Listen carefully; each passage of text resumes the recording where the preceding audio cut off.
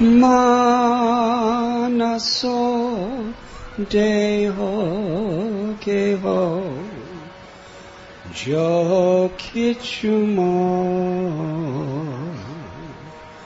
arpiluntu apade nandakisho.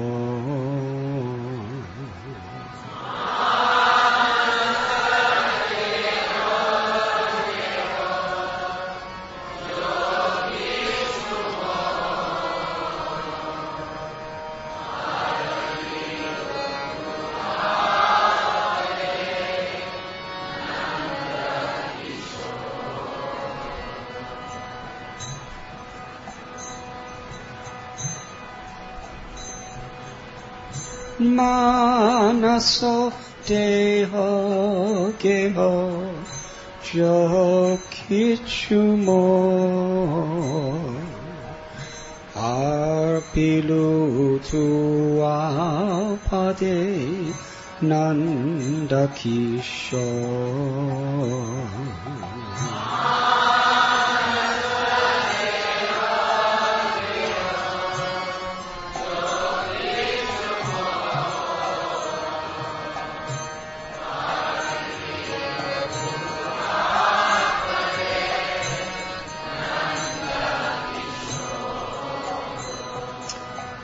Manaso deho geho jo kichumo arpiluntu apade nandakisho.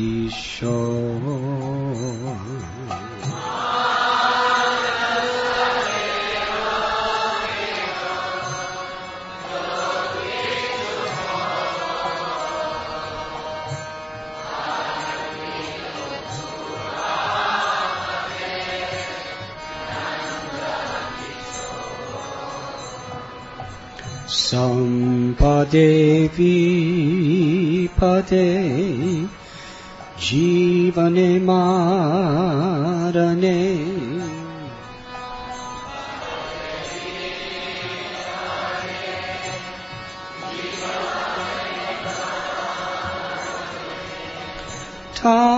tayamama gelatuao opadavarane.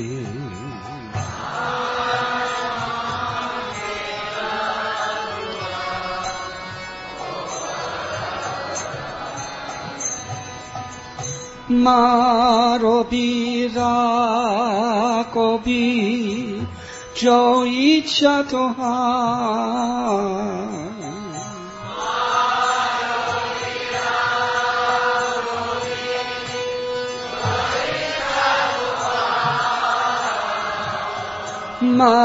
Marobira kobi jo icha tohara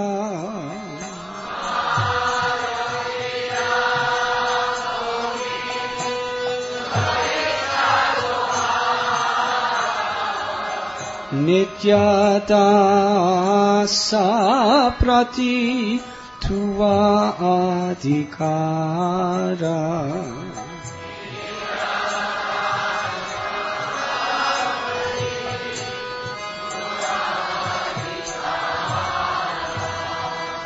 Nityata saprati tuva adhikara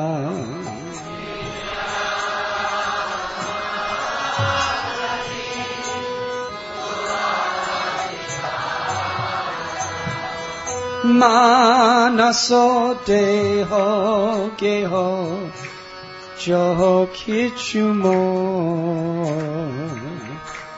arpiluntu apade nandakisho.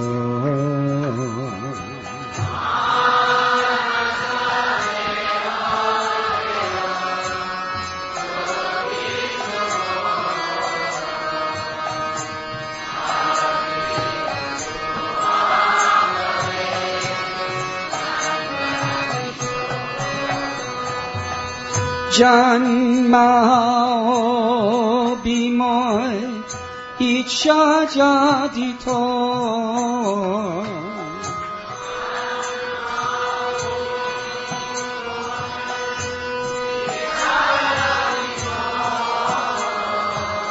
ভক্তা গৃহে জানি জন্ম হম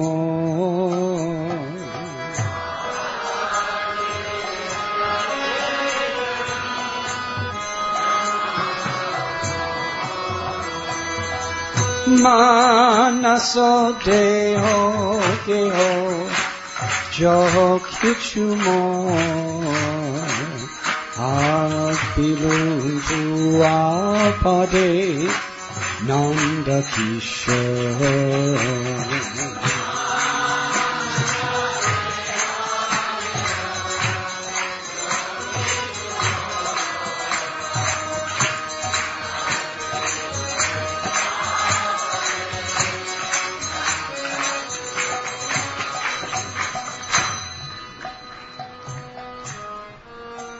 Kita janmaha yatha tu atas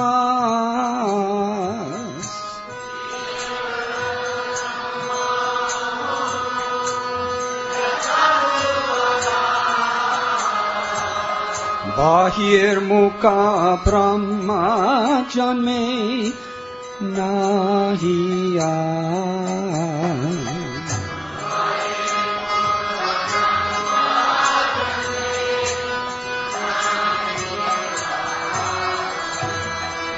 মানস দেহ গেহ যহ কিছু আর পিলু ভুয়া পদে নন্দ কিশোর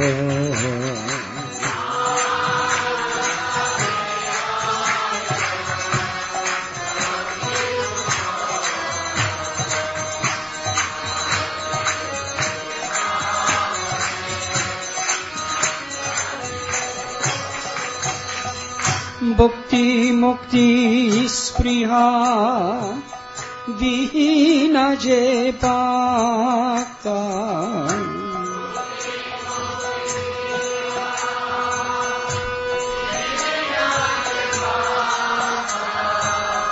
Lobaite tanko sanga anurata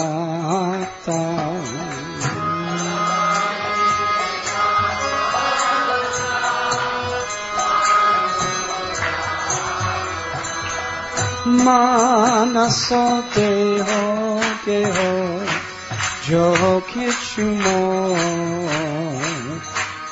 আর পিলু ভুয়া পদে নন্দ কিশোর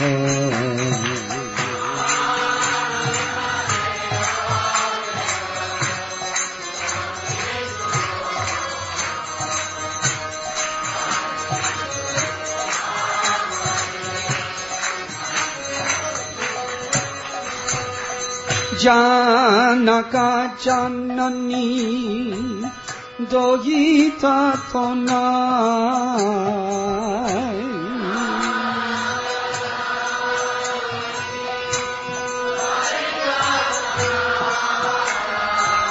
Prabhu Guru Pati Suhu Sarvamay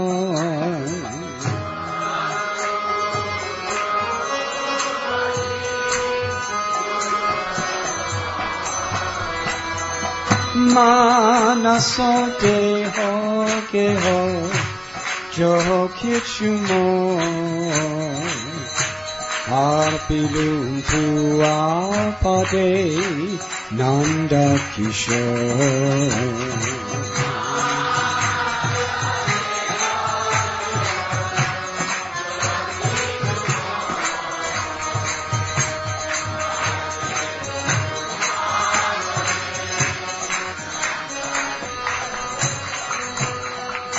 Bakati vinod kohe suno khan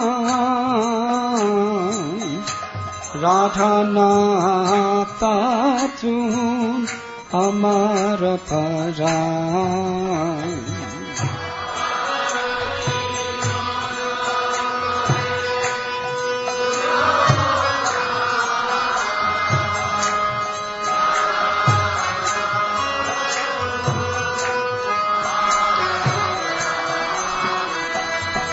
মানস দেহ গেহ যকিছু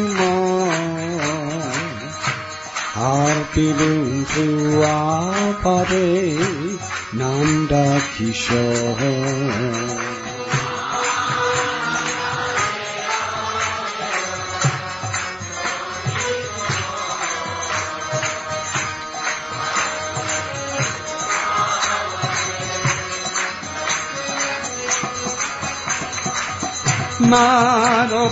মানবীরাট কবি জয়ী চাতহা নিত্যাদাসা প্রতি তুয়া অধিকার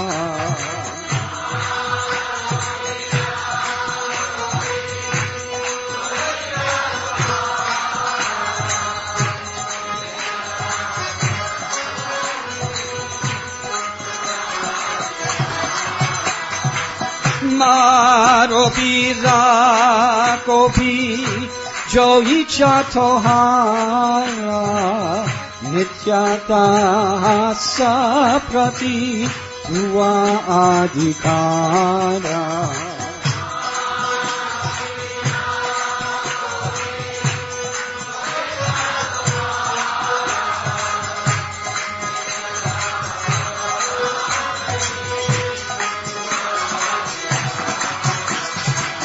মানস দেহ কেহ যকিছু আর পিলুম ভুয়া পাদে নন্দা কিশোর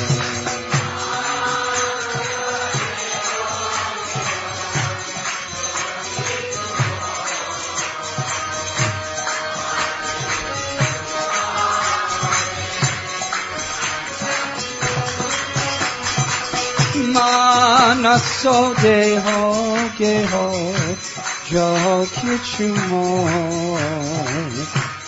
আর পিলুম ভুয়া পাদে নন্দা কিশোর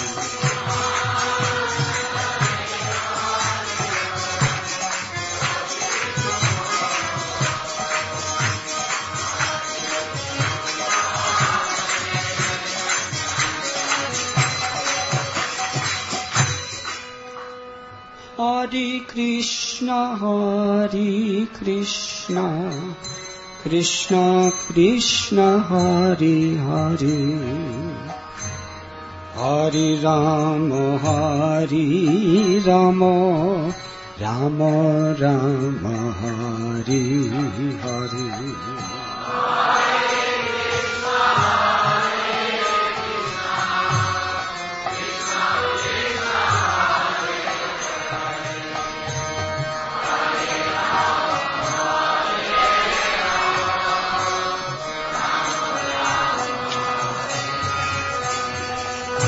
Hare Krishna, Krishna Krishna, Hare Hare, Hare Rama,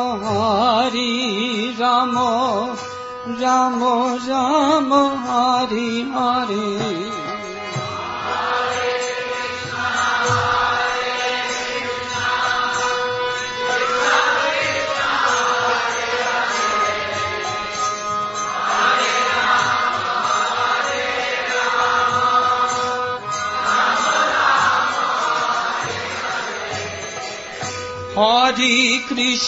Hare Krishna, Krishna Krishna, Hare Hare, Hare Rama, Rama Rama, Hare Hare.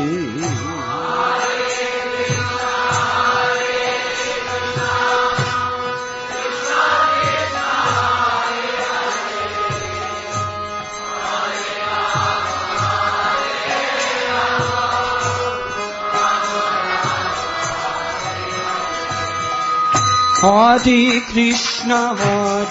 Krishna, Krishna Krishna, Hare Hare, Hare Rama, Rama Rama, Hare Hare.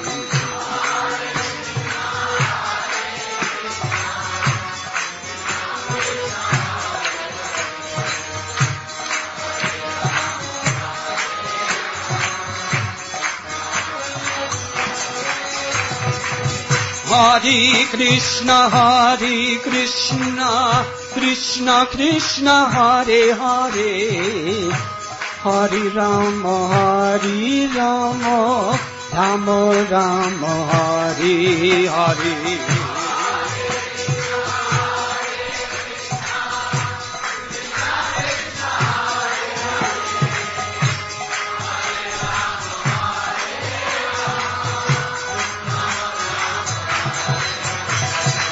Hare Krishna, Krishna Krishna, Hare Hare, Hare Rama, Rama Rama, Hare Hare.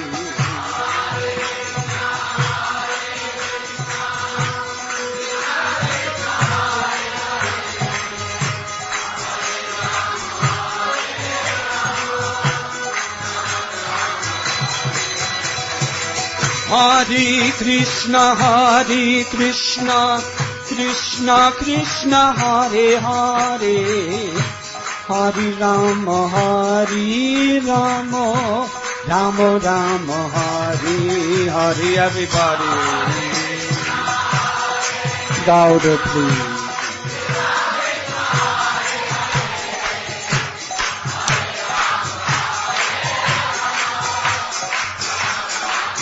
Haribo, Hare Krishna, Krishna Krishna, Hare Hare, Hare Rama, Rama Rama, Hare Hare.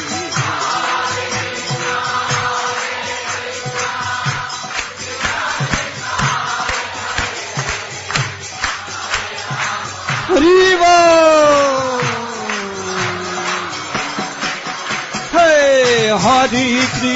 Hare Krishna, Krishna Krishna, Hare Hare, Hare Rama, Rama Rama, Hare Hare.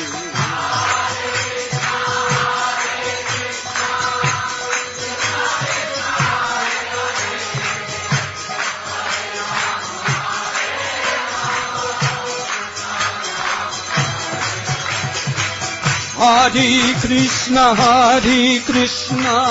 Krishna Krishna, Hare Hare, Hare Rama, Rama Rama, Hare Hare.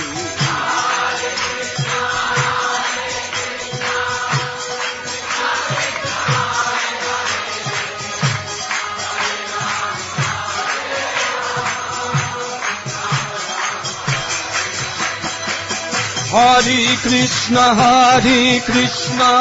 Krishna Krishna, Hare Hare, Hare Rama, Rama Rama, Hare Hare.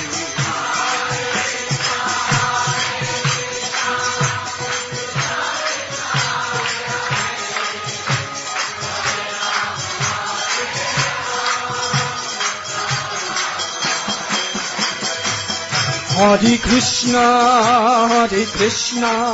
Krishna Krishna, Hare Hare, Hare Rama,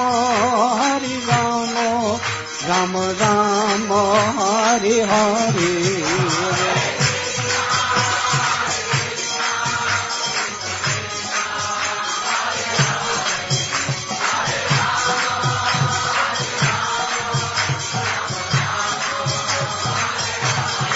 Hare Krishna,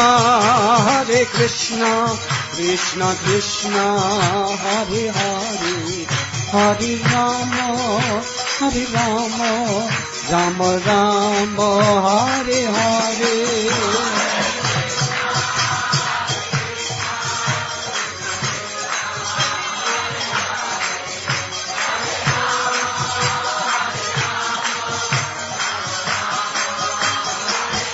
Jai Jai Prabhupada, Prabhupada, Prabhupada, Prabhupada.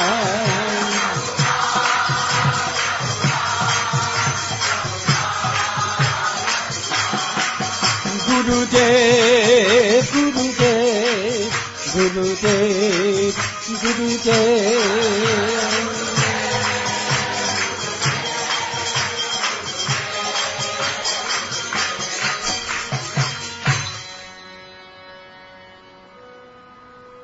Manaso deho geho jo kichumo arpilum tua pade Nanda Kishore.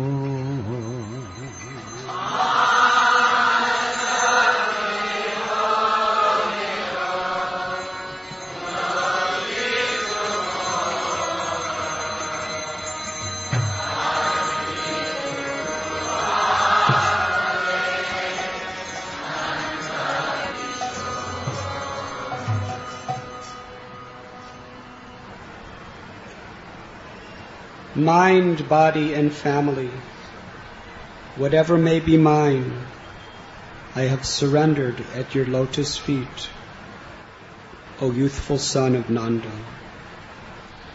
In good fortune or in bad, in life or at death, all my difficulties have disappeared by choosing those feet of yours as my only shelter. Slay me or protect me as you wish, for you are the master of your eternal servant.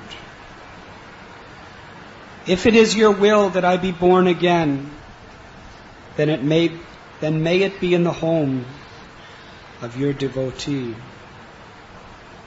May I be born again even as a worm, so long as I remain your devotee. I have no desire to be born as a Brahma, averse to you.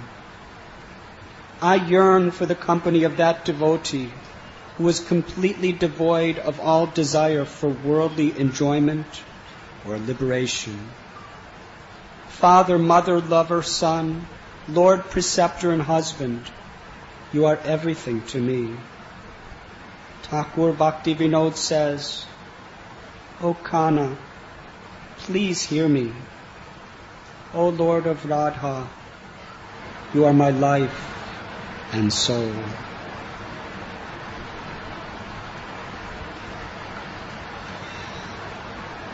Hare Krishna. I wish to sincerely offer my gratitude to all of you for so kindly utilizing this precious time to come to Sri Radha Gopinath Temple to pursue the purification of the heart and the true perfection of life.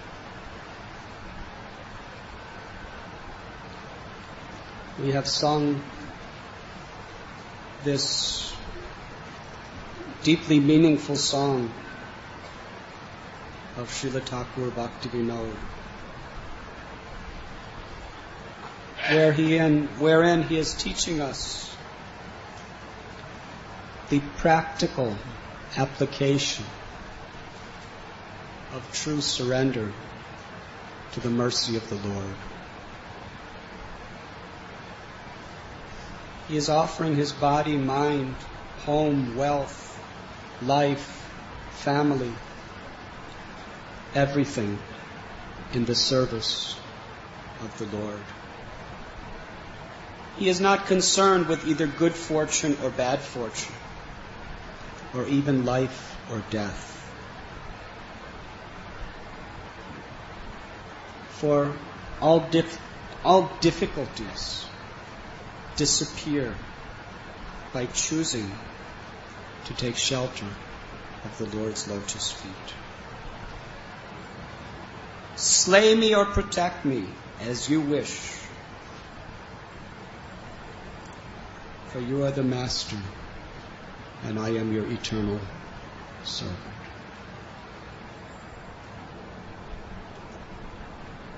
Srila Prabhupada writes in the Krishna, the Supreme Personality of Godhead book,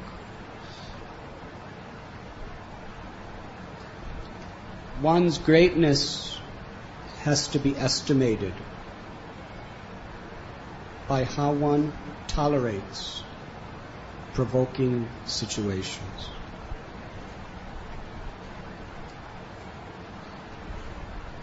This is a very, very profound statement of Srila Prabhupada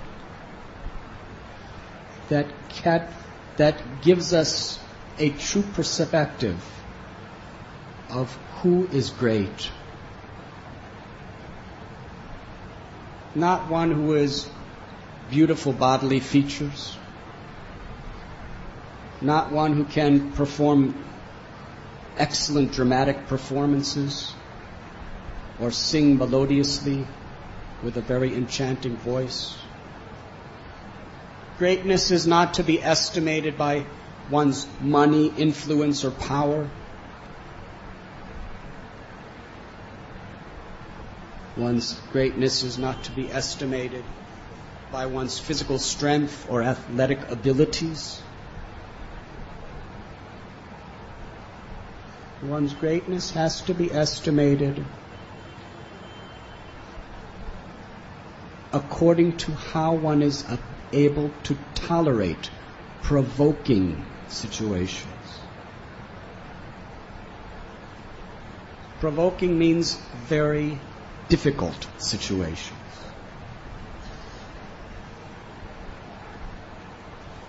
It was by this criteria that Bhrigu Muni came to the conclusion that Krishna or Vishnu is the Supreme Personality of Godhead.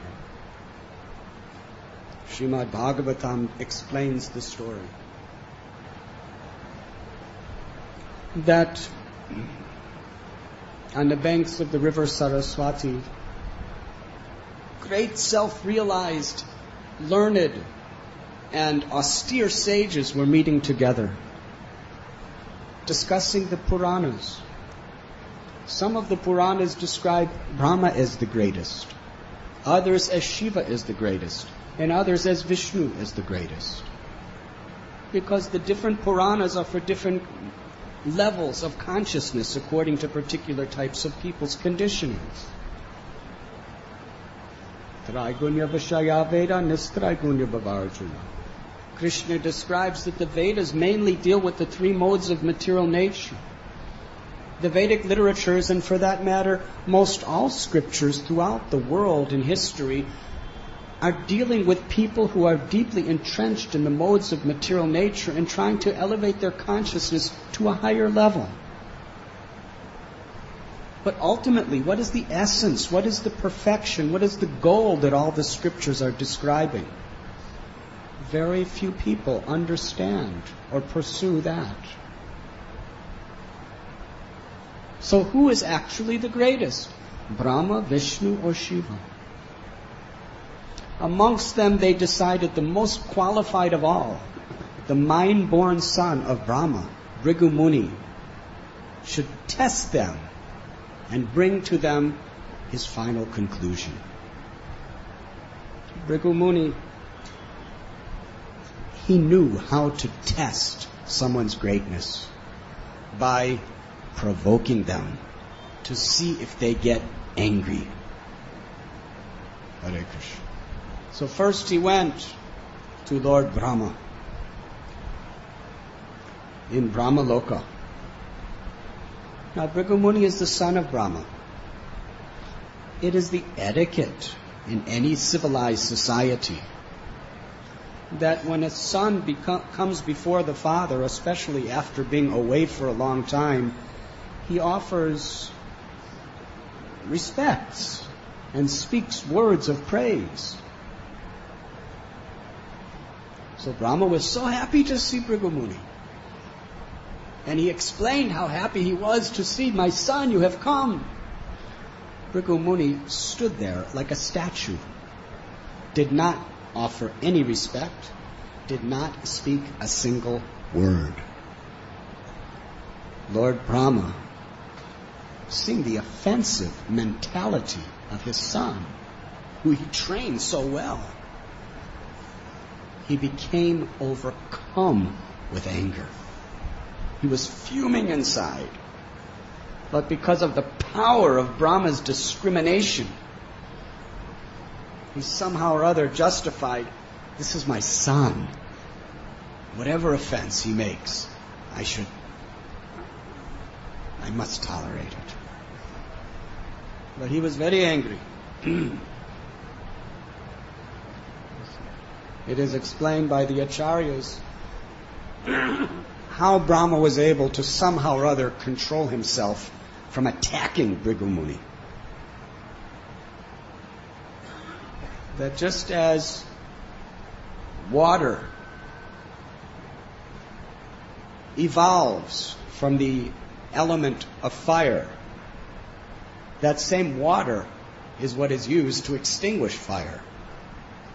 So similarly, Bhrigu Muni was his son. And just as his son ignited such fire, that same son who was born of that fire, who was born of him, by meditating on his relationship with him, was able to somehow or other extinguish his anger. So as far as Bhrigu Muni was concerned, his father Brahma failed the test, because he was visibly angry as anything. Then he went to his brother, elder brother, Lord Shiva, at Kailash. When Shiva saw his brother Bhrigu coming after a long time, he was so happy. He got up from his seat. Parvati was with him. And he said, Bhrigu, my dear brother, I'm so happy to see you. Welcome, welcome. And he came to embrace him. And Bhrigu Muni, with his lips in distaste, in a disgusted expression, he said, don't you touch me, you heretic. Your body is filthy. You rub it with ashes. You associate with ghosts and all kinds of lowly beings. You have snakes. You're filthy. Do not contaminate me, lest I have to jump in the Ganges to take bath for purification. When Shiva heard these insulting words right in front of his wife, he became very upset. His eyes became like coals. He picked up his trident to punish Bhrigu. And somehow Parvati fell at Lord Shiva's feet and said, he's your brother, forgive him, excuse him, please, please. He's a Brahmin. So Shiva cooled down. He failed the test. Then he went to Svetadweep, the abode of Vishnu. Lord Vishnu was laying with his head on the lap of Lakshmi Devi, relaxing very nicely. Bhrigu Muni just ran right into the room, just ran right in, with no announcement, and with his foot kicked Vishnu right in the chest. Lord Vishnu immediately got up and offered Bhrigu Muni his own throne to sit on. Then he washed his feet. And he said, Bhrigu, I'm very sorry. Due to my neglect, I did not properly stand up to receive you. I am so honored. Your lotus feet, the feet of a celebrated Brahmin like you, can purify even the holy places. Therefore, now my chest has become a holy place. Because your lotus feet have touched my chest, now I believe that Lakshmi Devi will live there forever and never leave me. Such a good fortune you have bestowed upon me. But I regret that your feet are so soft, so tender, and my chest is hard like a thunderbolt. Perhaps I have committed the offense, not only of not welcoming you properly, but of hurting your feet. So please let me massage them to make them feel nice. He massaged the lotus feet of Bhrigu Muni. Bhrigu Muni was stunned. Literally, he was practically paralyzed in ecstasy. He couldn't move. He couldn't speak. Tears of ecstatic love were flowing from his eyes for a long time. According to Sri Chaitanya Bhagavat, after a long time of being stunned in ecstasy, he began to dance in ecstasy. Couldn't say a word. He left that place. Returned to the banks of the Saraswati to tell the great sages that he committed a mental offense to Lord Brahma, and he became angry. Worse than a mental offense is an offense with words. He committed such an offense to Lord Shankar, he became angry. But the worst of all offenses is corporal, physical offense. He didn't slap Vishnu with his hand, but worse than that, he kicked him with his foot. That's the most humiliating, insulting thing you can do to a person. And Lord Vishnu, with great humility and forbearance, accepted that he was the one who made it an offense. After hearing this, all the great sages unanimously agreed that Vishnu is supreme. That if one takes shelter of Vishnu, one can find supreme peace, because Vishnu is the reservoir of supreme peace. The essence of all religions is to take shelter of the Supreme Personality of God. Bhoktaram, the Bhagavad Gita verse, describes how one who surrenders to the Supreme Personality of Godhead, knowing Him to be the supreme proprietor of everything, the supreme goal of all sacrifices, the supreme enjoyer and the best friend of everyone, he alone attains true peace. Prabhupada called this the peace formula, surrendering to God. And those who take shelter of Krishna, they become great. Because the great manifests through them. This is the meaning of taking shelter. To submit oneself to be an instrument of the great. One who is a devotee of the great manifests the quality of greatness. And what is greatness? The ability to tolerate provoking situations. Srila Prabhupada gives the example that a small fire can be blown out by even a slight, gentle breeze. But the supreme of all fire, the sun, even the most powerful hurricane cannot even slightly move the sun from its position. Therefore, the sun is great. The candle is not.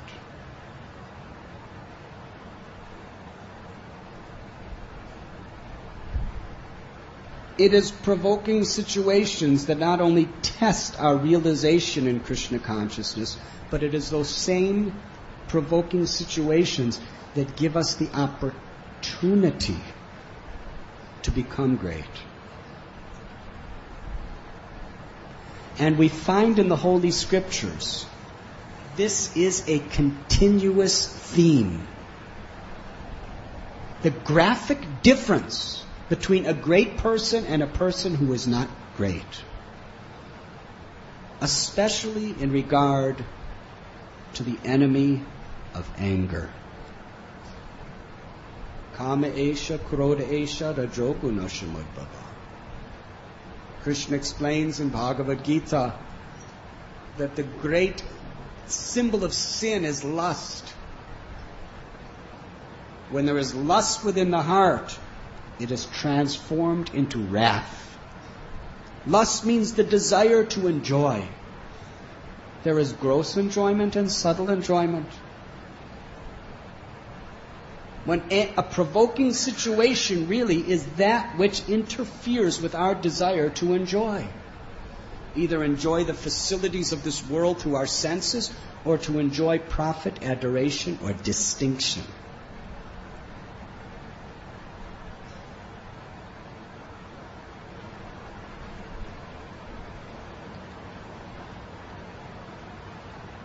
Srimad Bhagavatam describes so many stories. Ramayana, Mahabharata, the Puranas, the Sri Chaitanya Charitamrita, which reveal how great personalities are able to tolerate their anger. Now, how does Srila Prabhupada define tolerance? In many cases, Prabhupada describes tolerance as the ability to forgive. Even when we are offended. Let's take the example of Maharaj Parikshit. When he was just an embryo in the womb of his mother, Ashwatthama tried to kill him with Brahmastra. But Parikshit Maharaj, he was able to see the Lord come into his womb to protect him. Why did the Lord enter his womb? Because his mother, Uttara, knowing that she was in a totally helpless condition, cried out to Krishna, "Please save my child." And Krishna always hears the prayers of his sincere devotees. And actually, it is only for that reason any of us have been allowed to have Krishna in our lives. Because great personalities have prayed for our salvation. When the great souls pray for us, Krishna makes himself accessible. And then it is our free will of how we receive his mercy. From that time, Parikshit Maharaj knew that Krishna is my protector.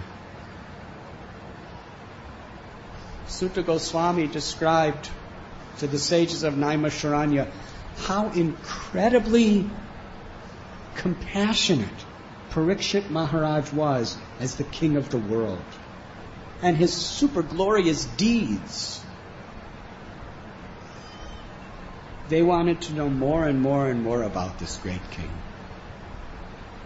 So Sutta Goswami explains the greatness and how he left this world. One day, King Parikshit was on an excursion in the forest. And something happened to him that never happened before.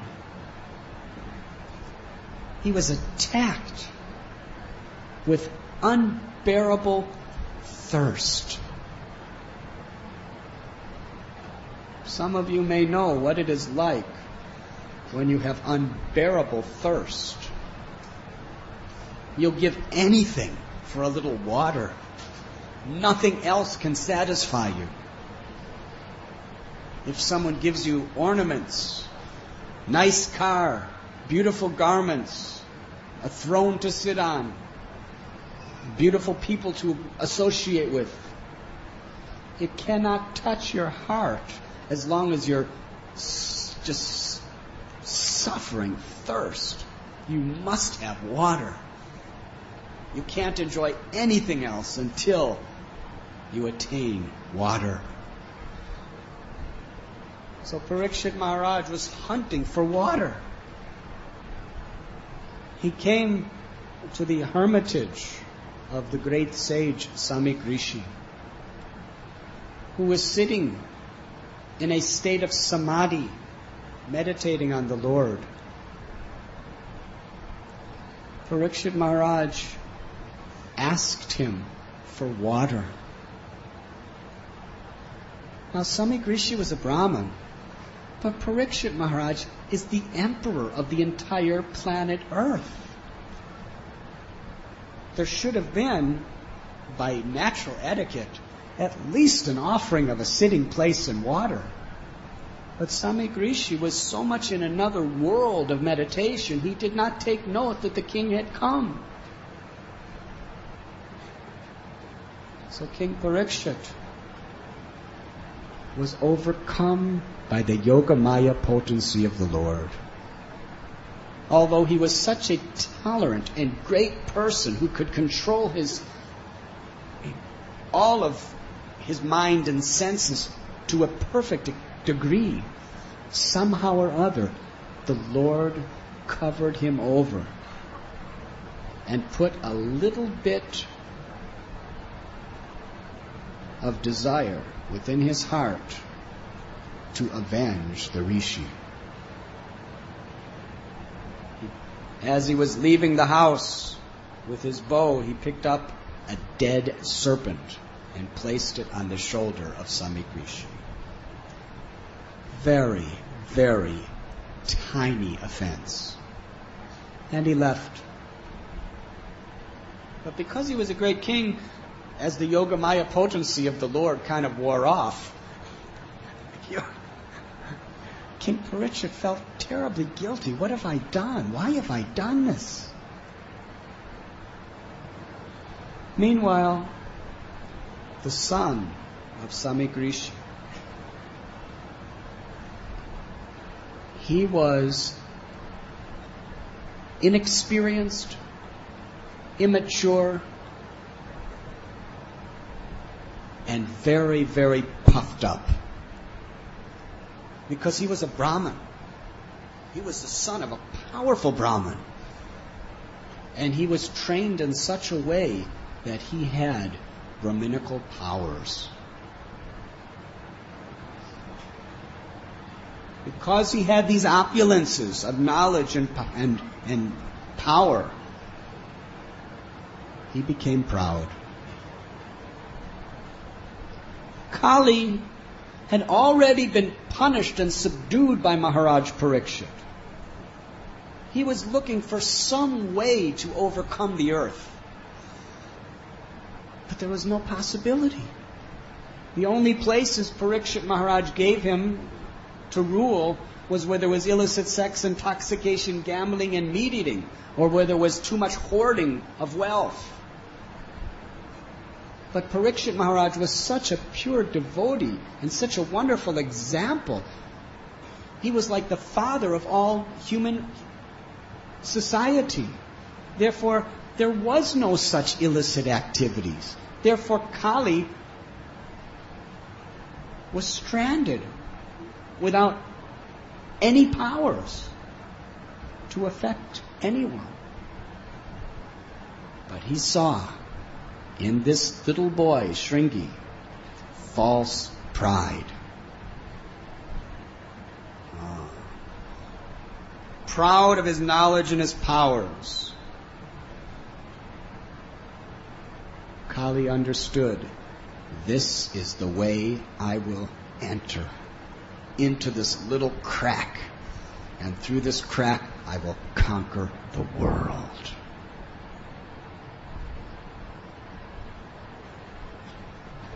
He influenced Shringi to become so angry, so outraged, He spoke to his playmates that this rascal person, he has offended a Brahmin. Since when does the crows and the watchdogs have a right to enter into the homes of their masters and offend them? What to speak of eat off the same plate as them? The Kshatriyas are simply like watchdogs. They're supposed to stay outside of the house of the Brahmins and protect them. But this king, due to his impudence, has lost all proper behavior, and he has offended my father. Now watch what I will do. He sipped water from the Kaushik River, and then he pronounced a curse. On 7 days from today,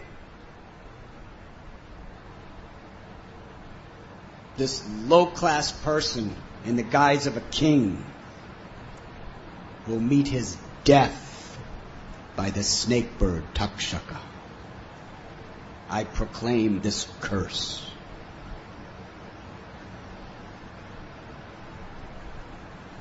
Then the child went back to his father, and he was crying. He was a victim of Kali. He was crying because he really didn't know whether he did the right thing or not. But it was done. His father, hearing his little son crying, came out of samadhi. He saw the snake on his shoulder and didn't think anything of it, just pushed it off. And asked his son, what is causing pain to your heart? His son told what had happened. Samik Rishi was overwhelmed with grief. Such a little offense didn't mean anything, putting a snake on someone's shoulder. He told his son, do you not know that King Parikshit is a pure devotee of Lord Krishna? It is due to him that religiosity and spirituality is permeating the whole earth. Without him, dacoits, thieves, and rogues will plunder the common people.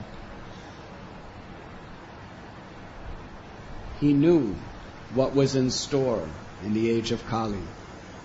He grieved piteously.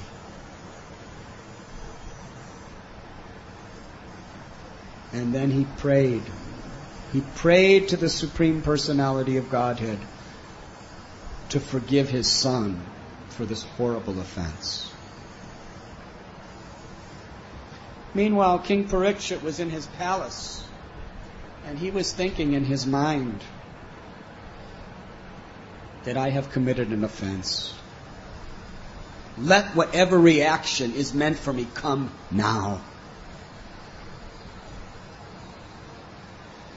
Whatever Krishna sees fit to do to punish me, I am willing to accept. Then he got the message from Samik Rishi that he was cursed to die in 7 days. Maharaj Parikshit accepted this as good news. He saw this as the mercy of the Supreme Personality of Godhead, an opportunity to detach himself from all the entanglements of social and domestic affairs in this world, and to completely take shelter of the Lord. As Thakur Bhaktivinoda prays, slay me or protect me as you wish, for you are the master of your eternal servant. This truly was the practical example of Maharaj Parikshit.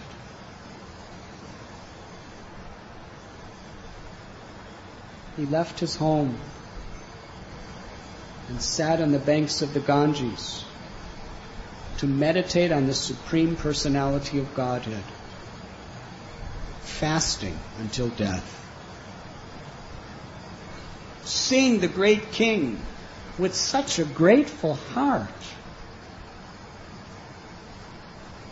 Actually, King Parikshit was thinking of going back to Samik Rishi to beg forgiveness. But he knew Samik Rishi was suffering so much due to the activities of his son. If he were to face him, it would only cause more pain to the great sage. So out of etiquette, he went directly to the Ganges.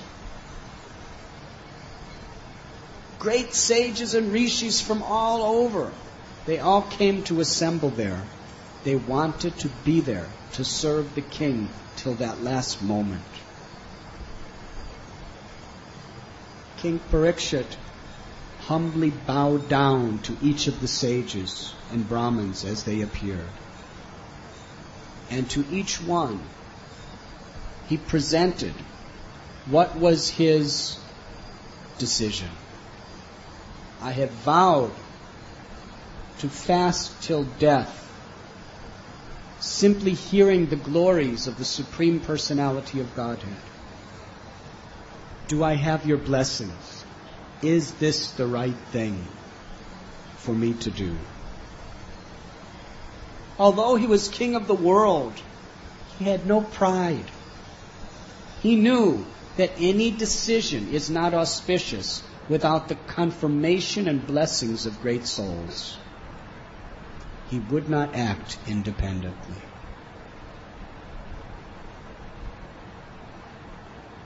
All the great souls who assembled, they bestowed their full blessings upon him.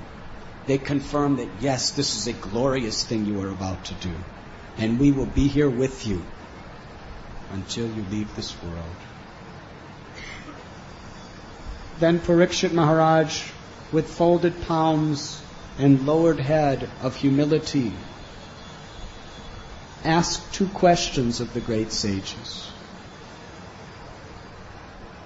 What is the highest occupation for people living in this world, for all classes of people living in this world? And what is the prime duty of a person who is about to die? It was at that time that the great son of Vyasadeva, Sukadev Goswami, appeared and spoke Srimad Bhagavatam to answer these two questions for Maharaj Parikshit.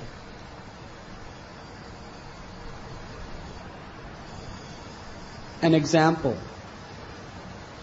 Shringi, because of his false pride, although Brahman with great powers, a little offense, and he became so wrathful, he cursed a man to die. And King Parikshit, he didn't deserve that by all social, ethical, or moral standards. But he did not become angry. Parikshit Maharaj had the power to counter curse Shringi and Samik Rishi and kill them. He had the power to send his armies in to destroy them. But he forgave them. He considered he deserved it for his offense, and he took shelter of the Supreme Personality of God. Therefore, Parikshit Maharaj is celebrated even 5,000 years later as a great personality because of how he tolerated a provoking situation.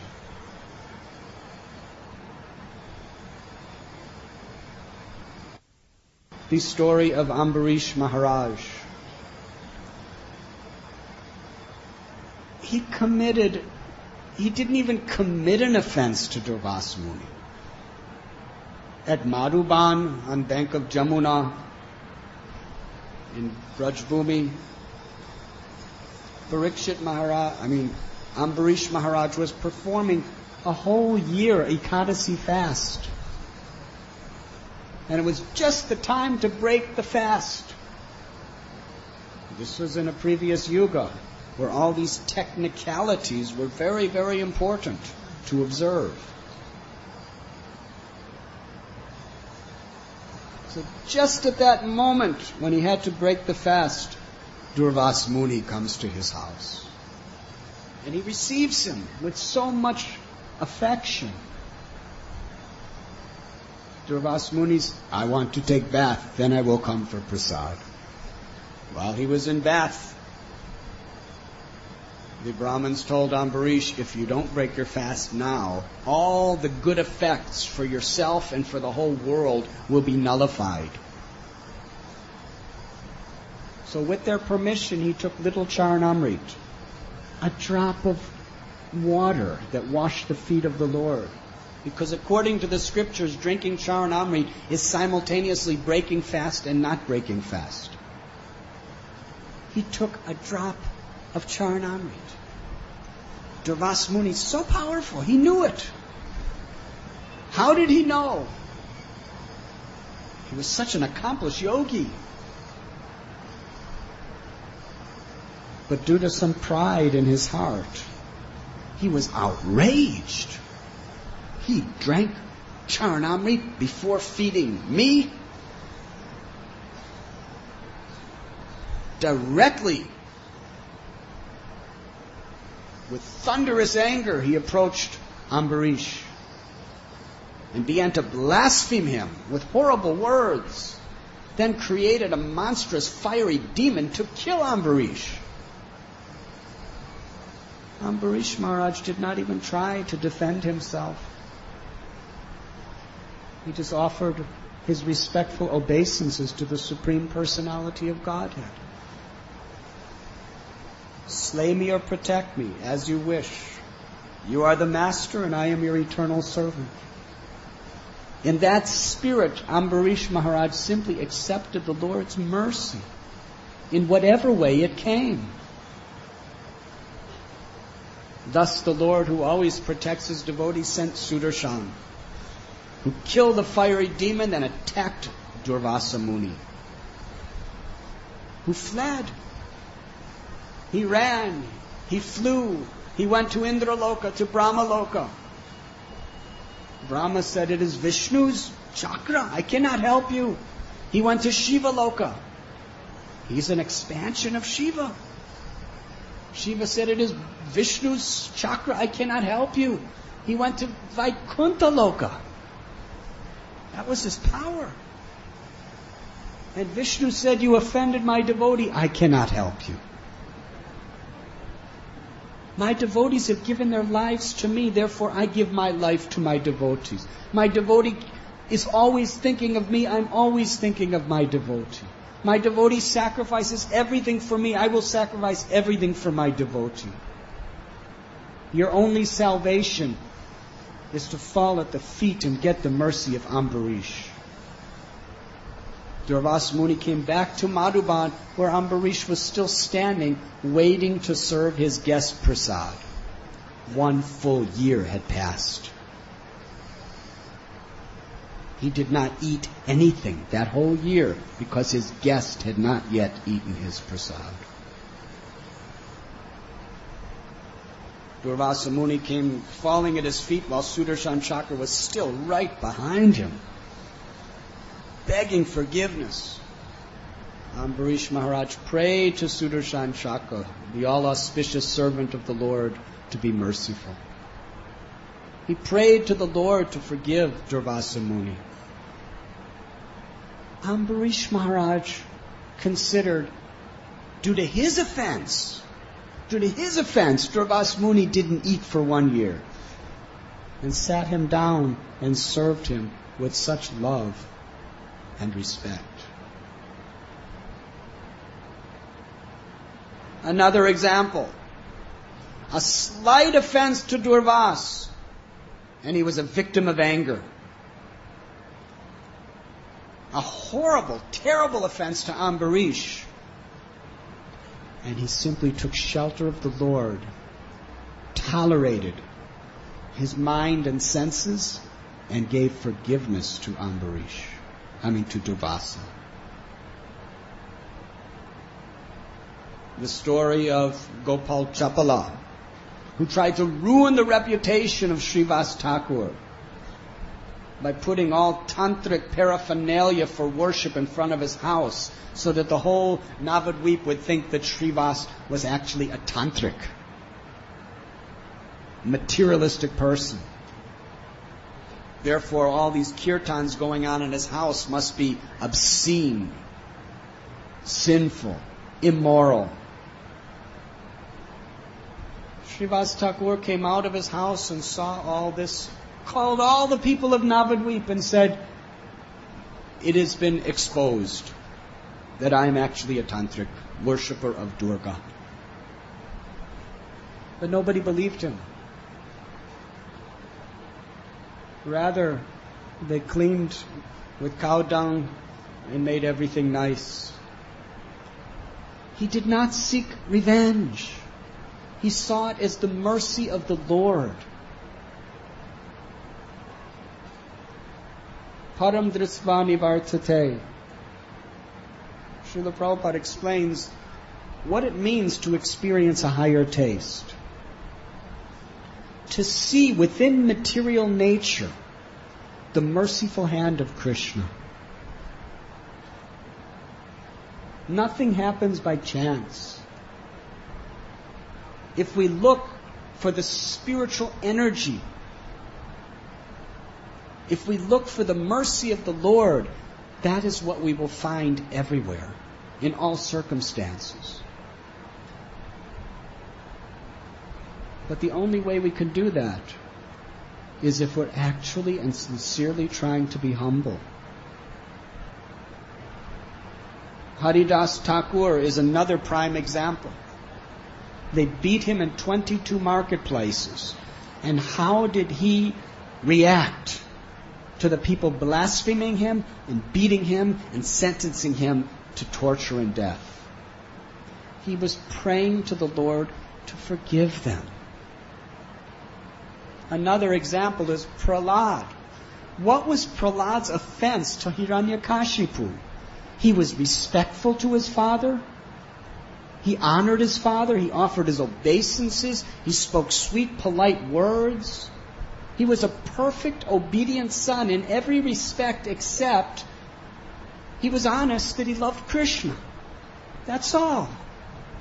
And for that slight offense, his father wanted to kill his 5-year-old son. Hiranyakashipu was outraged for something small. And how did Prahlad Maharaj respond to being thrown into pits of snakes, being stabbed with tridents, thrown into ocean, thrown under mountains, into fire, fed deadly poison, under massive boulders? He was never angry with his father. He was humble. He accepted every situation as an opportunity to simply remember Krishna, to take shelter of Krishna. And in the end, the only thing he asked of Lord Narasimhadev was, "Please forgive my father, give him liberation." This is greatness. Throughout our Vaishnava histories, throughout our Vaishnava scriptures, this is constant theme. Why? Because it is absolutely necessary for every aspiring devotee to understand this principle and apply it to their life. You cannot really make proper spiritual advancement unless you are able to forgive people who offend you. Mundane, egoistic consciousness is to hold grudges, to avenge people, to wish bad for people.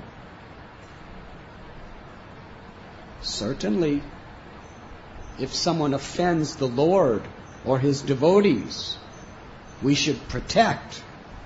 But when offenses come to us, our greatness has to be estimated according to how we tolerate those provoking situations. And Krishna, he is, as the Paramatma, the supreme professor who is grading us every time he sends a test. And our spiritual advancement is going to be determined according to how we show Krishna our sincerity, to live by this principle. Trinadapi sunichena taror iva sahishnana. Amanina manadena kirtaniya sadahari. When Lord Chaitanya Mahaprabhu composed this beautiful sloka, which many of our acharyas consider the crest jewel of all purposes of life, to live by this principle, it was for this reason. Unless we are actually trying to practice humility, tolerance, the offering of respect and not expecting respect, we cannot really take shelter of the holy name.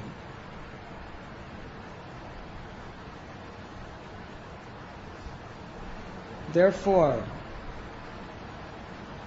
we should estimate greatness according to this principle, not simply external appearances. Lust is also a provoking situation.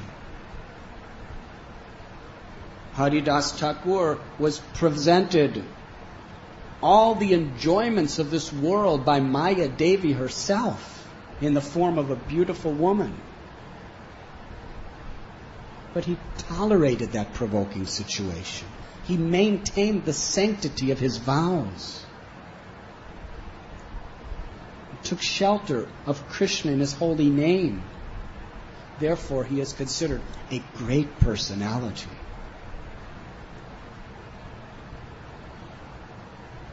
In marriage, there is provoking situations. I've never been married, but I have heard, and I've read some things also, that there's many, many provoking situations, maybe at every moment. Two egos, a man and a woman living in the same house. Very difficult. And then children, and every parent wants to be the controller of their children, but every parent realizes, I cannot control them. It's very humiliating. It's insulting to the ego. When the wife doesn't listen to the husband, when the husband doesn't properly appreciate the wife, and when the children act completely contrary to whatever the mother and father are telling them, it's very humiliating situations, very provoking.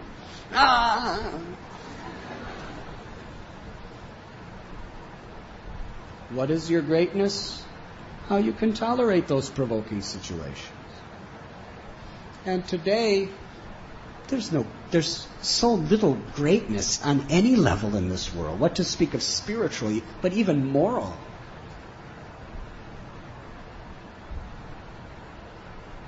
Previously, no matter what difficulties were there between husband and wife, somehow or other they somehow tolerate and adjust and maintain the sanctity of their vows. But in this age, when things are not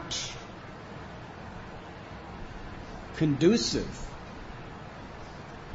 to our enjoyment, provoking situations create such a network or chain reaction of violent reactions. In the Western world, 67% of such marriages end in divorce because people just can't tolerate provoking situations.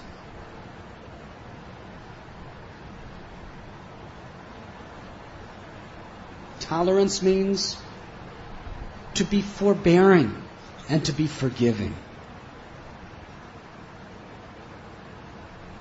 Tolerance means to maintain the sanctity of our vows, to maintain the sanctity of our morality, to maintain the sanctity of our faith under any situation. And the more we're tested, the greater the opportunity there is to make spiritual progress.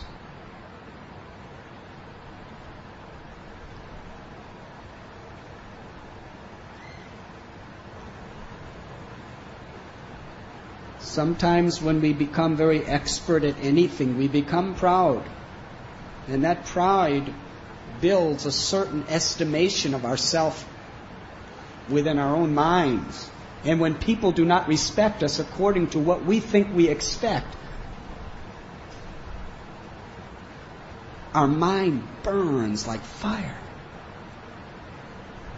When that happens, that should simply be the evidence that I am really a neophyte.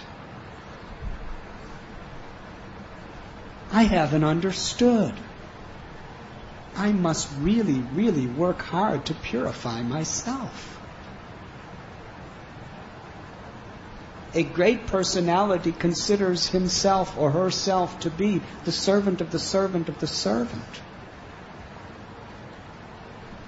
He sees every opportunity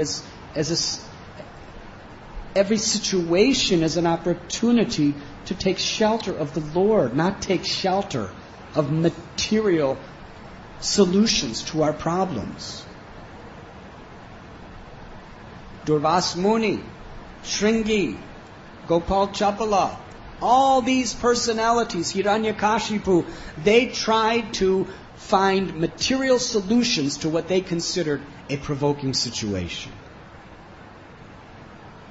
But the Vaishnavas, they took shelter of the Supreme Personality of Godhead. This theme, I will repeat it again, because the theme is repeated again and again and again. It's practically everywhere in Srimad Bhagavatam and Chaitanya Charitamrita, the most important of the Vaishnava scriptures. Why? Because it's all important to understand.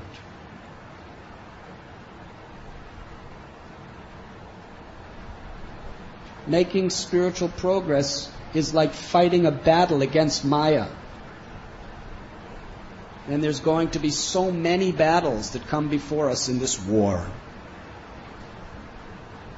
And we must learn to be prepared for each battle. And winning the battle means acting with integrity and taking shelter of Krishna. Losing the battle means forsaking our integrity and taking shelter of the mind and senses. Taking shelter of lower tendencies. The materialistic people, they will think that victory is conquering over another person, getting the best above someone else. But a devotee understands that really has nothing to do with victory. Victory is pleasing Krishna. And that means preserving the faith and the integrity of our ideals and acting with self-control, forgiveness, and tolerance. Therefore, we must arm ourselves with Krishna's mercy so that when these storms come upon us, we can find shelter. And that comes by associating with devotees who are sincerely aspiring for these virtues. By reading the Holy Scriptures about the great personalities, how they act, how they react, how they pray, how they take shelter.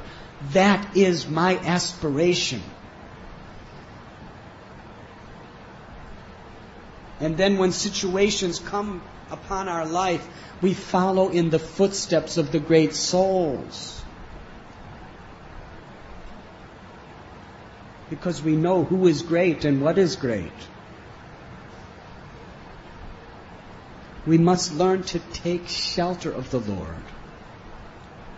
That comes through chanting the holy names regularly and offering prayers. The story of Gajendra. He was big, powerful king of the jungle. He was put in a provoking situation. This insignificant little crocodile, if it was in the land, he could have stomped the head of that crocodile and killed it within a second. Huh? Yes, he saw that crocodile. finished. If he bit him with one leg, he would have crushed him with the other. But in the water, he couldn't do that.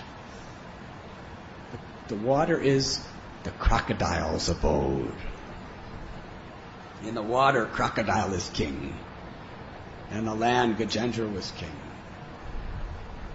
So even though he was so big, strong, the lions and tigers would run away from him in fear when he looked at them in disapproval. But he was in a situation where he tried everything to save himself. It was a terribly provoking situation. And ultimately, what did he do? He lifted a lotus flower and offered it to the Supreme Personality of Godhead and offered beautiful prayers of complete surrender. In essence, what did he pray? Slay me or protect me as you wish, for you are the Master and I am your eternal servant.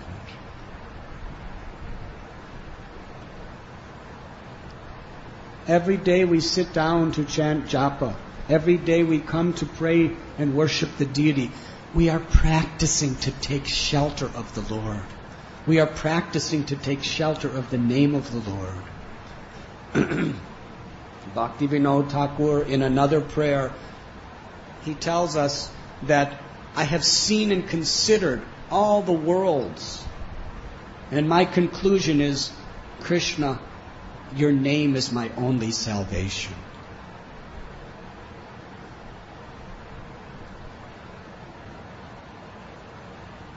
So we must practice taking shelter of the holy name.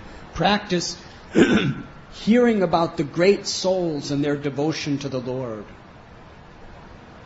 And sincerely, earnestly, and honestly try to follow in the footsteps of the great souls in our everyday life. Even in the most ordinary, typical situations that come for us in life, we should be trying to follow in the footsteps of great souls. That is how we become great in the eyes of God.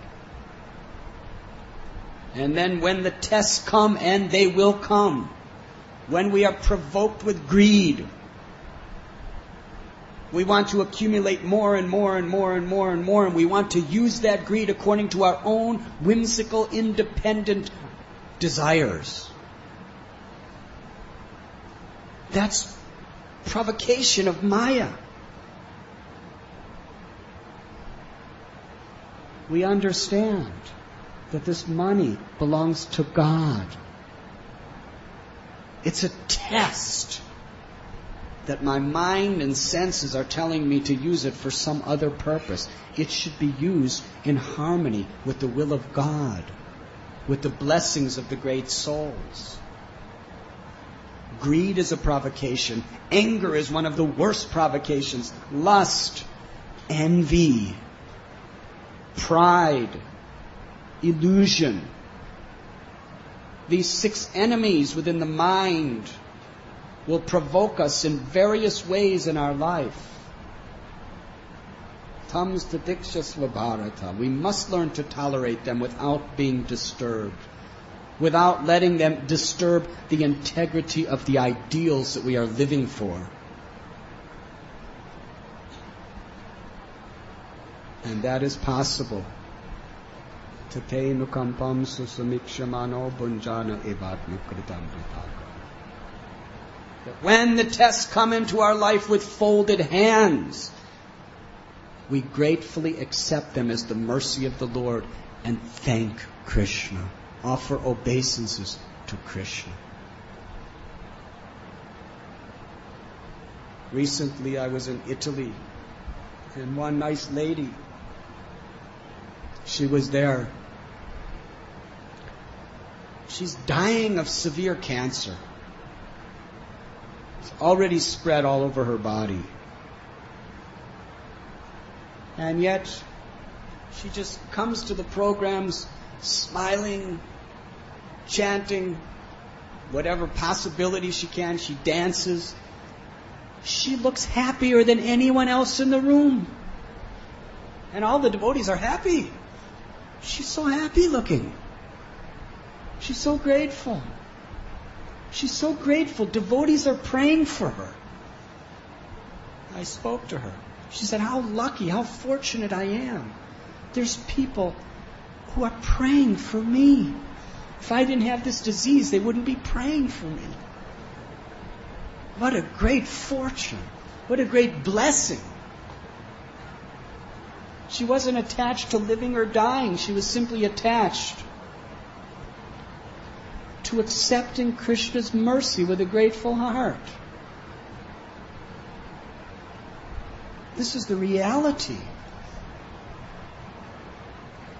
of a person who practices following in the footsteps of great souls. Living examples.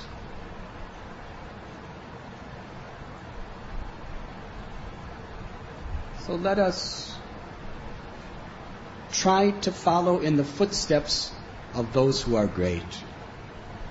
And remember Prabhupada's definition of greatness. Please repeat after me. One's greatness has to be estimated by one's ability to tolerate provoking situations. Much louder from the core of your heart, please. One's greatness has to be estimated. By one's ability to tolerate provoking situations. Much louder, please. One's greatness has to be estimated.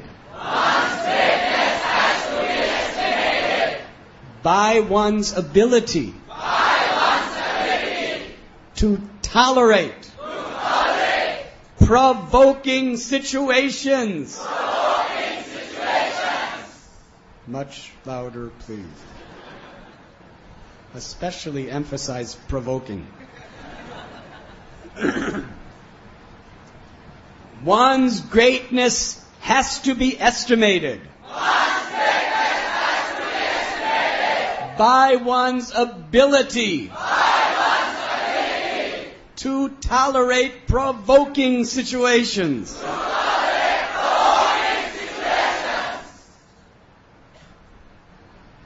Thank you very much.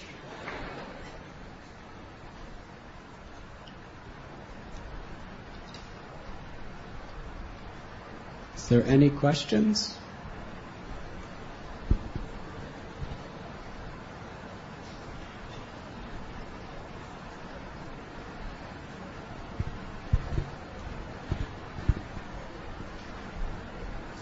Thank you, Maharaj, for a wonderful class.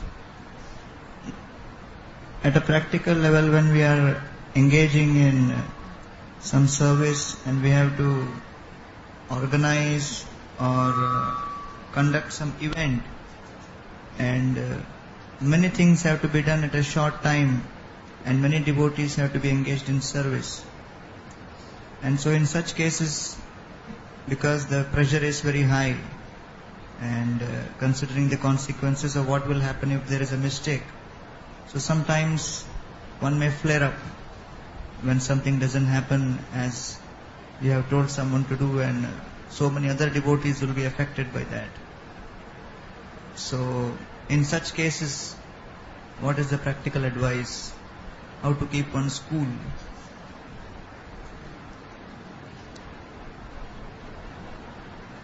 Your question is a provoking situation.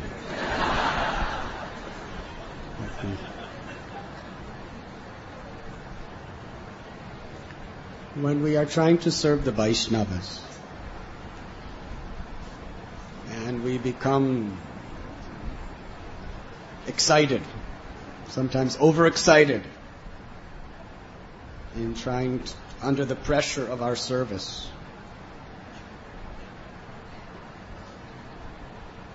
That is not a serious offense. If we are intentionally trying to harm someone, if we are intentionally trying to ridicule or minimize a person's position in the eyes of others, that is offensive. But if we simply, no, you do like that, not like that, that is not offensive. However, if you hurt somebody's heart by doing it, then you should ask forgiveness.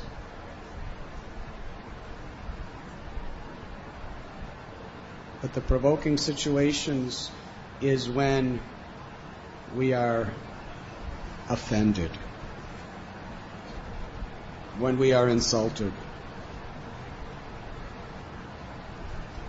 or when lust, envy, anger, greed, pride, or illusion comes upon us. Sometimes in the service of others, we may act in an excited way. But we should be careful to do it in such a way that we do not hurt the heart of others.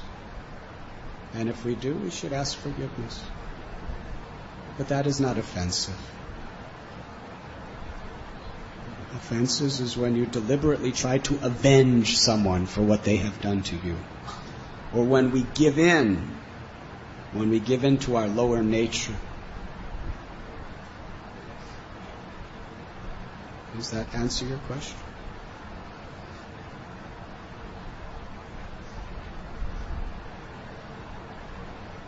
We will have Sankirtan at this time.